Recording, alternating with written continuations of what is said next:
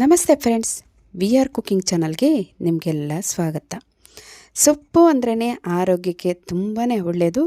Weekly 1 to 2 times ತೊಗೊಳ್ಳೇಬೇಕು.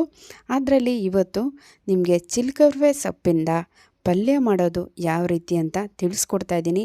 ಖಂಡಿತ ಸಾಂಬಾರು ಮಾಡೋದಕ್ಕಿಂತ ಈ ರೀತಿ ಪಲ್ಯ ಮಾಡಿಕೊಟ್ರೆ ಮಕ್ಕಳು ಮನೆ ಮಂದಿ ಎಲ್ಲ ತುಂಬ ಚೆನ್ನಾಗಿ ತಿಂತಾರೆ. ಆರೋಗ್ಯ ಕೂಡ ತುಂಬ ಒಳ್ಳೆಯದು. ಎಸ್ಪೆಷಲಿ ಹೇಳಬೇಕು ಅಂದರೆ ಕಣ್ಣಿನ ದೃಷ್ಟಿಗಂತೂ ತುಂಬಾ ಒಳ್ಳೆಯದು. ಮಕ್ಕಳಿಗಂತೂ ದೊಡ್ಡವ್ರಿಗಂತೂ ತುಂಬ ಆರೋಗ್ಯಕ್ಕೆ ಒಳ್ಳೆಯದು. ಆದರೆ ಯಾವ ರೀತಿ ಮಾಡೋದು ಅಂತ ನಿಮಗೆ ಈ ವಿಡಿಯೋದಲ್ಲಿ ತಿಳಿಸ್ಕೊಡ್ತಾ ಇದ್ದೀನಿ. ವಿಡಿಯೋನ ಕೊನೆಯವರೆಗೂ ನೋಡಿ. ವಿಡಿಯೋ ಇಷ್ಟ ಆದರೆ ಲೈಕ್ ಮಾಡಿ. ಬನ್ನಿ ಯಾವ ರೀತಿ ಮಾಡೋದು ಅಂತ ನೋಡೋಣ. ನೋಡಿ, ಚಿಲ್ಕರವೆ ಸೊಪ್ಪು ಅಂದರೆ ನೋಡಿ ಈ ರೀತಿ ಇರುತ್ತೆ. ಇದರಲ್ಲಿ 2 ವಿಧ ಇದೆ. ಹರವೆ ಸೊಪ್ಪು ಅಂತ ಇದೆ, ಚಿಲ್ಕರವೆ ಸೊಪ್ಪು ಅಂತ ಇದೆ. ಹರವೆ ಸೊಪ್ಪು ಸ್ವಲ್ಪ ದೊಡ್ಡದಾಗಿರುತ್ತೆ ಎಲೆಗಳು. ಚಿಲ್ಕರವೆ ಸೊಪ್ಪು ಅಂದರೆ ಸ್ವಲ್ಪ ಸಣ್ಣದಾಗಿರುತ್ತೆ. ನೋಡ್ತಾ ಇದ್ದೀರಲ್ವ, ನೋಡಿ ಈ ರೀತಿಯಾಗಿರುತ್ತೆ. ಚಿಲ್ಕರವೆ ಸೊಪ್ಪು ತುಂಬಾ ಒಳ್ಳೆಯದು. ಈ ಪಲ್ಯ ಅಂತೂ ರುಚಿ ಅಂತೂ ನಂಬರ್ 1 ಅಂತ ಹೇಳ್ಬೋದು.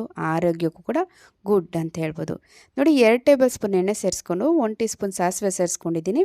ಹಾಗೆ ಚಿಲ್ಕರವೆ ಸೊಪ್ಪನ್ನ ನೀಟಾಗಿ ಬಿಡಿಸಿ ಸಣ್ಣದಾಗಿ ಕಟ್ ಮಾಡಿ 2-3 ಸರಿ ಖಂಡಿತವಾಗಿ ಚೆನ್ನಾಗಿ ಜಾಸ್ತಿ ನೀರಲ್ಲಿ ತೊಳೆದು ಈ ರೀತಿ ಒಂದು ಪ್ಲೇಟಲ್ಲಿ ತೆಗೆದಿಟ್ಕೊಂಡಿದ್ದೀನಿ. ನಾನು 1 ಕಟ್ಟಷ್ಟು ತೊಗೊಂಡಿದ್ದೀನಿ ಸೊಪ್ಪು ಇಲ್ಲಿ.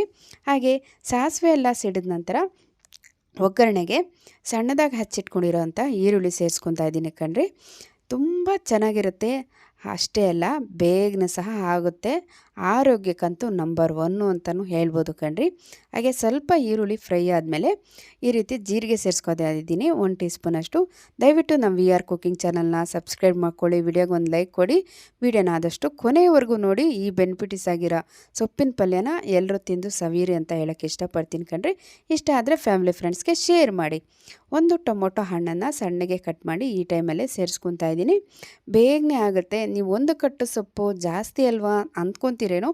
1 ಕಟ್ಟು ಸೊಪ್ಪು ಹಾಕಿದ್ರೆ ಅಂದರೆ 1 ಭಾಗಕ್ಕೆ ಕಾಲು ಭಾಗದಷ್ಟು ಆಗುತ್ತೆ ಸೊಪ್ಪಿನ ಪಲ್ಯ ಅಂತೂ. ದಯವಿಟ್ಟು ಗಮನದಲ್ಲಿಟ್ಕೊಳ್ಳಿ. 1 ಕಟ್ಟು ಜಾಸ್ತಿ ಆಗುತ್ತೆ ಅಂತ ಕಡಿಮೆ ಮಾಡ್ಕೋಬೇಡಿ. 1 ಕಟ್ಟಷ್ಟು ಹಾಕಿದ್ರೆ ಕಾಲು ಕಟ್ಟಷ್ಟು ಸೊಪ್ಪಿನಷ್ಟು ಪಲ್ಯ ಆಗುತ್ತೆ ಕಣ್ರಿ. ಅರ್ಥ ಆಯ್ತಲ್ವ ನಾನು ಹೇಳಿದ್ದು?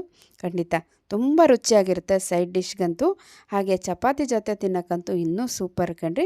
ಹಾಗೆ ಈ ತೊಳೆದಿಟ್ಕೊಂಡಿರೋಂಥ ಸೊಪ್ಪು ಸೇರಿಸಿ ಹಾಗೆ ರುಚಿಗೆ ತಕ್ಕಷ್ಟು ಉಪ್ಪು ಸೇರಿಸ್ಕೊತಾ ಇದ್ದೀನಿ. ಆದಷ್ಟು ನೀವು ಉಪ್ಪಂತೂ ಕಡಿಮೆ ಸೇರಿಸ್ಕೊಳ್ಳಿ. ಯಾಕಪ್ಪ ಅಂದರೆ ಇಲ್ಲಿ ಸೊಪ್ಪು ಬೇಯ್ತಾ ಕಡಿಮೆ ಆಗುತ್ತೆ ಮತ್ತು ಉಪ್ಪು ಜಾಸ್ತಿ ಆಗೋ ಚಾನ್ಸಸ್ ಇರುತ್ತೆ ಕಣ್ರಿ. ಸ್ವಲ್ಪ ಸೇರಿಸ್ಕೊಳ್ಳಿ, ಬೇಕಾದಲ್ಲಿ ಕೊನೆಯಲ್ಲಿ ಸೇರಿಸ್ಕೊಬೋದು, ಏನು ತೊಂದರೆ ಇಲ್ಲ. ಹಾಗೆ ಮುಚ್ಚಿ ನೋಡಿ ಈ ರೀತಿಯಾಗಿ ಬೇಯಿಸ್ಕೊಂಡಿದ್ದೀನಿ ನೋಡಿ. ಇಷ್ಟು ಮಾತ್ರ ಬೆಂದರೆ ಸಾಕಾಗುತ್ತೆ. ಜಾಸ್ತಿ ಪಿಚ ಅಂತ ಬೇಯೋ ಚಾನ್ಸಸ್ಸೇ ಇಲ್ಲ. ಸ್ವಲ್ಪ ಬೆಂದರೆ ಸಾಕಾಗುತ್ತೆ. ಬೇಗನೆ ಸಹ ಆಗುತ್ತೆ, ತಿನ್ನೋಕ್ಕೂ ರುಚಿಯಾಗಿರುತ್ತೆ. ಜಾಸ್ತಿ ಬೆಂದ್ಬಿಟ್ರೆ ತಿನ್ನೋಕ್ಕೆ ಚೆನ್ನಾಗಿರಲ್ಲ ಕಣ್ರಿ. ಈ ರೀತಿಯಾಗಿ ನೋಡಿ ಮುಕ್ಕಾಲು ಭಾಗದಷ್ಟು ಬೆಂದರೆ ಸಾಕಾಗುತ್ತೆ ಕಣ್ರಿ. ಇಷ್ಟು ಮಾತ್ರ ಬೆಂದಮೇಲೆ ಒಂದು ಅರ್ಧ ಟೀ ಸ್ಪೂನಷ್ಟು ಸಾಂಬಾರ್ಗೆ ಹಾಕ್ತೀವಲ್ಲ ಸಾಂಬಾರು ಪುಡಿ, ಹಾಗೆ ಅರ್ಧ ಟೀ ಸ್ಪೂನಷ್ಟು ರೆಡ್ ಚಿಲ್ಲಿ ಪೌಡ್ರು ಸೇರಿಸ್ಕೊಂಡಿದ್ದೀನಿ. ಹಾಗೆ ಒಂದು ಅರ್ಧ ಟೀ ಸ್ಪೂನಷ್ಟು ಗರಂ ಮಸಾಲೆ ಸೇರಿಸ್ಕೊಂಡು ಮಿಕ್ಸ್ ಮಾಡ್ಕೊತಾ ಇದ್ದೀನಿ. ಇಲ್ಲಿ 1 ಕಟ್ಟು ಸೊಪ್ಪಾಗಿರೋದ್ರಿಂದ ಅಂದರೆ 1 ಕಟ್ಟು ಸೊಪ್ಪು ನನ್ನ ಕೈಯಲ್ಲಿ 1 ಹಿಡಿಯಷ್ಟು ಬರುತ್ತೆ ಕಣ್ರಿ. 20 ರೂಪಾಯಿಂದ ಆಗಿರುತ್ತೆ 1 ಕಟ್ಟು ಸೊಪ್ಪು.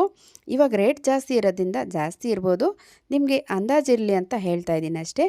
ಅದಕ್ಕೆ ಇಷ್ಟು ಉಪ್ಪು ಖಾರ ಹಾಕಿದ್ರೆ ಸಾಕಾಗುತ್ತೆ. ನೋಡಿದ್ರಲ್ಲ, ಬಾಣಲಿ ತುಂಬ ಇದ್ದಿದ್ದು ಕಾಲು ಭಾಗಕ್ಕಾಗಿದೆ ಸೊಪ್ಪು. ಹಾಗೆ ಒಂದು 2 ಟೇಬಲ್ ಸ್ಪೂನಷ್ಟು ಈ ಟೈಮಲ್ಲಿ ನೀರು ಸೇರಿಸ್ಕೊಂಡು ಮಿಕ್ಸ್ ಮಾಡಿಕೊಂಡು, ಈ ಟೈಮಲ್ಲಿ ಉಪ್ಪು ಕಮ್ಮಿ ಇದ್ದರೆ ಸೇರಿಸ್ಕೊಳ್ಳಿ. ನನಗೆ ಕರೆಕ್ಟಾಗಿತ್ತು, ನಾನು ಸೇರಿಸಿಲ್ಲ. ಎಲ್ಲ ಒಂದು ಸಾರಿ ಮಿಕ್ಸ್ ಮಾಡಿಕೊಂಡು 5 ನಿಮಿಷ ಮುಚ್ಚಿ ಬೇಯಿಸ್ಕೊಂಡ್ರೆ ಆಯಿತು ಕಣ್ರಿ. ನೋಡ್ತಾ ಇದ್ದೀರಲ್ಲ ಎಷ್ಟು ಚೆನ್ನಾಗಿ ಬಂದಿದೆ. ಸೊಪ್ಪಿನ ಪಲ್ಯ ಚೆನ್ನಾಗಿ ಬಂದಿರೋದೇ ಅಲ್ಲ ಕಣ್ರಿ, ರುಚಿ ಕೂಡ ನಂಬರ್ 1, ಆರೋಗ್ಯ ಕೂಡ ತುಂಬಾ ಒಳ್ಳೆಯದು. ಸೊಪ್ಪಿನ ಪಲ್ಯ ಸೊಪ್ಪಿನ ಸಾರಿಗಿಂತ ಈ ರೀತಿಯಾಗಿ ಸೊಪ್ಪಿನ ಪಲ್ಯ ಮಾಡಿದ್ರೆ ತುಂಬ ಚೆನ್ನಾಗಿರುತ್ತೆ, ಆರೋಗ್ಯಕ್ಕೆ ಒಳ್ಳೆಯದು. ನೋಡ್ತಾ ಇದ್ದೀರಲ್ಲ ಇಷ್ಟು ಚೆನ್ನಾಗಿದೆ. ಹಾಗೆ ನೋಡಿ, ಈ ಸೊಪ್ಪಿನ ಪಲ್ಯ ಅಂತೂ ಶುಗರ್ ಆಗಲಿ, ಬಿ ಪಿಗಾಗಲಿ, ಕಣ್ಣಿನ ದೃಷ್ಟಿಗಾಗಲಿ, ಬ್ಲಡ್ ಇಂಪ್ರೂವ್ಮೆಂಟ್ಗಾಗಲಿ, ಹಾಗೆ ಹೇರ್ ಫಾಲ್ ಆಗೋದಕ್ಕಾಗಲಿ ಎಲ್ಲದಕ್ಕೂ ಒಳ್ಳೆಯದು ಕಣ್ರಿ. ಸೊಪ್ಪಂತೂ ಖಂಡಿತ ಎಲ್ಲರೂ ದಯವಿಟ್ಟು ಮಾಡಿ ತಿನ್ನಿ. ವಾರಕ್ಕೆ ಒಂದು ಸರಿ ಆಗಲಿ 2 ಸರಿ ಆಗಲಿ ಮಾಡಿ ತಿನ್ನಿ. ಮಕ್ಕಳಿಗೂ ಕೊಡಿ ಈ ರೀತಿ ಪಲ್ಯ ಮಾಡಿ ಅಂತ ನಾನಂತೂ ಸಜೆಸ್ಟ್ ಮಾಡ್ತೀನಿ ಕಣ್ರಿ. ಹಾಗೆ ನಮ್ಮ ವಿ ಆರ್ ಕುಕ್ಕಿಂಗ್ ಚಾನಲಲ್ಲಿ ಹಲವಾರು rice bath recipe, sambar recipe, ಪಲ್ಯ ರೆಸಿಪಿ, ಸಾಂಬಾರುಗಳು ಸಾಗರನೇ ಇದೆ ಅಂತ ಹೇಳ್ಬೋದು. ಹಾಗೆ ನೋಡಿ ನಾನು ಚಪಾತಿ ಜೊತೆ ಸರ್ವ್ ಮಾಡಿದ್ನಿ. ಪಲ್ಯ ಅಂತೂ ಸಖತ್ತಾಗಿತ್ತು ಕಣ್ರಿ, ಅಲ್ಟಿಮೇಟ್ ಅಂತ ಅನ್ಬೋದು. ಅಷ್ಟು ಸೂಪರಾಗಿತ್ತು ಪಲ್ಯ ಅಂತೂ. ಈ ಒಂದು ಕಟ್ಟು ಸೊಪ್ಪು ಪಲ್ಯ ಅಂತೂ ನಾನು ಒಬ್ಬಳೇ ತಿಂದೆ ಅಂತಲೂ ಹೇಳೋಕ್ಕೆ ಇಷ್ಟಪಡ್ತೀನಿ, ಅಷ್ಟು ಚೆನ್ನಾಗಿತ್ತು.